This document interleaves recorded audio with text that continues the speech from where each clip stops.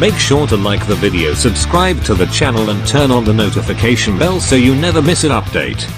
Ladies and gentlemen, here is the lady wrestling champion of the world, the Fabulous Moolah.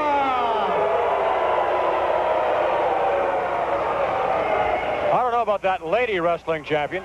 She's the woman wrestling champion, but I'm not too sure, Bruno, about the lady part. I agree with you, Vince.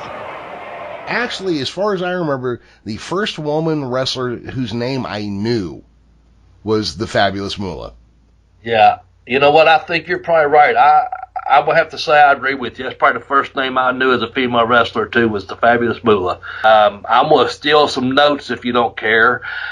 Tex sent me a little bit of something, so I'm going to read whether she's seen as the Wicked Witch of wrestling or a maternal defender of female fighting arts. For nearly 35 years, she kept a rest hold on women in wrestling. She dominated not only the titles, but how and where they were booked. She died still holding the world title she won 50 years before. From Buddy Rogers Valet to Women's Champ to Rock and Wrestling Connection to the Attitude Era, Moolah was the constant connection. Stole all that from Tex, or I borrowed it, if you will. But I don't know what more. He put it all in there. But whatever you want to say, tell us about the Fabulous Moolah. Well, so the Fabulous Moolah, we're going to have to kind of talk of two schools here. She kind of held a monopoly on women's wrestling for a very long period of time, where if you needed a women's wrestler, you went through Moolah or you got nothing. I mean, you know, we all knew that Moolah had the stable of girls. She was like, you know, sometimes they did talk about that it was almost like a monopoly. If you needed girl wrestlers for your territory, you had to call Moolah, and she was, but it was like, you know, she was an agent for all the girl wrestlers in the fact that it got them booked, and it all happened through Moolah, and so, you know, she performed a good service for the girls in that respect. She always took her percentage, but that's the way business is. That's the way the wrestling promoters do. I knew at the time when I worked for Nick Goulas, I didn't have to go out and try to get myself booked. I was working for Nick Goulas, and he would do the booking. He would get the book, you know, he would get me booked. And so that's the same thing that Moolah did, except instead of working in one territory, Moolah worked all over the United States for the girls. She would send her girls out all over the country. Now, that, of course, goes hand in hand with her being accused of strong-arm tactics, bullying, also of being a sexually exploiting and financially exploiting her quote-unquote students at her school. One of the agents, Arnold Skolin, I think, came in and said, I got your trans money, Moo.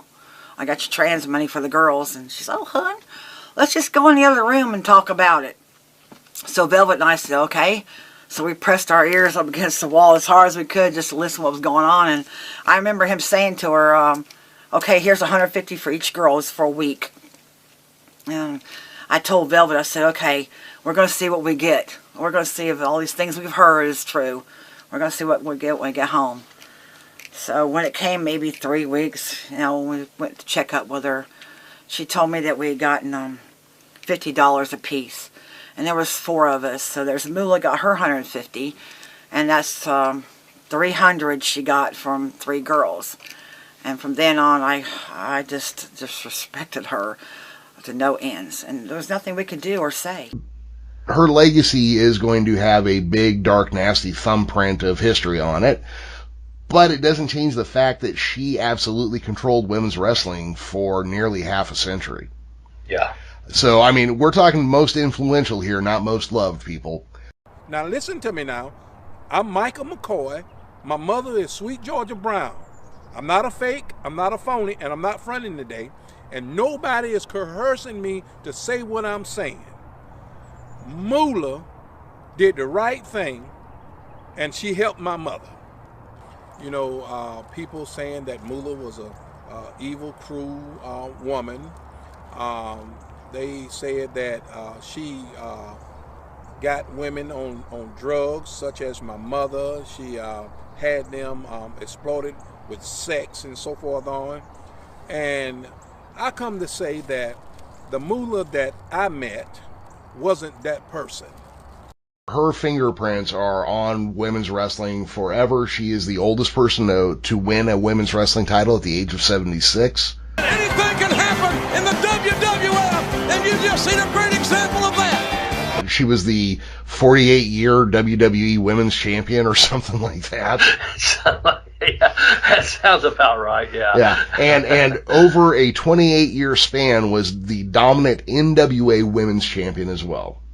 You know something, I want to just make a few comments. I'm not going to take a lot of time.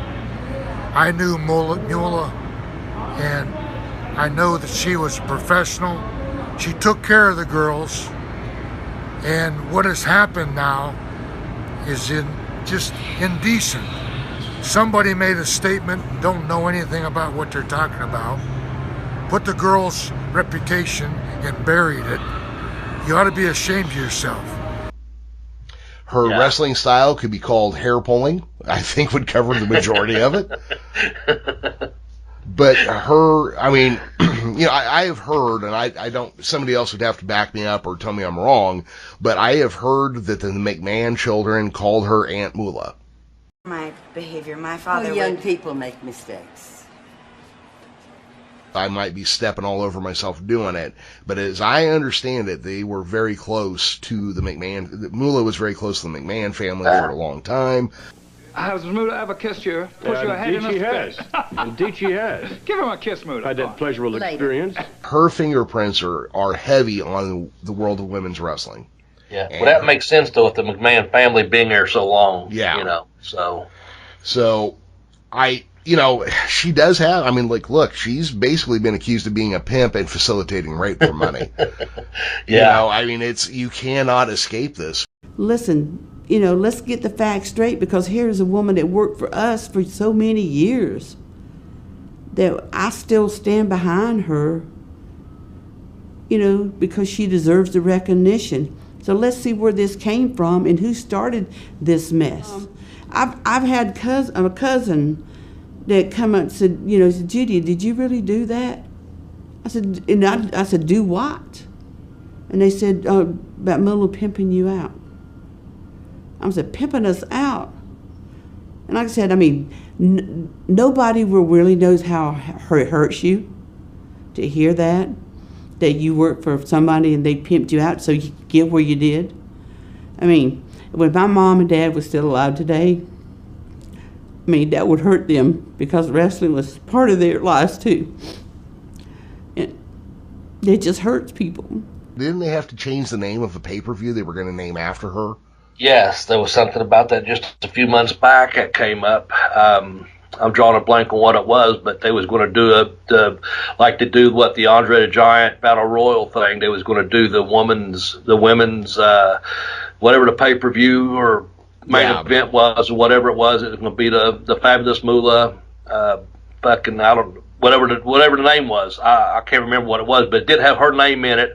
I think they was going to lose some Snickers and some other advertisers. I think some people were going to boycott her or something if they didn't change the name. I'm disturbed about it. I'm upset about the fact that Snickers can come in and put down an icon like the Fabulous Moolah that they don't even know anything about. And the fact that they're saying that all the girls that wrestled and trained and worked under her were prostitutes, that just gets my blood to boiling. I mean, it really does. I worked with her for like I said, from the 80 to 85, 86, and not one time was I ever approached, and not one time of all the girls that come there, like Susan Green and just different people, not one of them, Paula Kay, not one of them ever said anything about being pimped out by the Fabulous Moolah. And Moolah, she is an icon. If it weren't for Moolah, women's wrestling wouldn't be where it's at now. Some of the exploitation charges against her are pretty severe. But she held a death grip on women. Like I said, if you wanted a woman wrestler, you went through Moolah or you didn't get nothing. There you go. Yeah. So, like it or love it, the Fabulous Moolah comes in at number 5. In the amazing world of WWE, they've gone and done it again.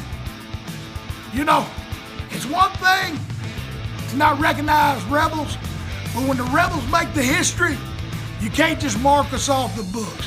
The Fabulous Moolah She's a pioneer for women's championship wrestling.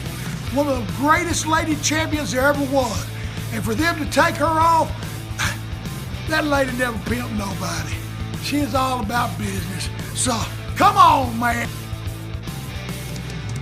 Order Pin Me, Pay Me, Have Boots Will Travel by professional wrestler Bobby Blaze Smedley. Go to Amazon.com and get your copy now. It's a powerful and insightful 5-star memoir available to download or in paperback print editions.